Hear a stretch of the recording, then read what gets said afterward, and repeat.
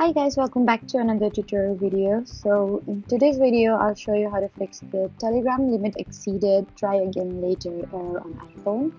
So if Telegram is preventing you from logging in, requesting codes, or performing certain actions because you've reached a limit, just follow these simple fixes.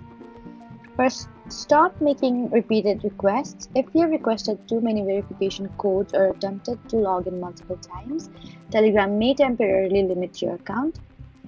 Next, check your internet connection. Make sure your Wi-Fi or mobile data is stable and working properly. If needed, switch between Wi-Fi and mobile data and then try again. After that, turn airplane mode on for a few seconds and then turn it back off again by tapping on the airplane icon in your control center. You should also make sure the Telegram app is updated. For that, you need to open App Store, search for Telegram, and then install any available updates. If the issue still continues, try logging out and back in if you're able to access the app. You can also try reinstalling the Telegram app. For that, you need to press and hold the Telegram app icon, tap on Remove App, and then delete the app. You can later reinstall the app again from App Store. If none of those methods work, you will usually need to wait until the temporary restrictions expire.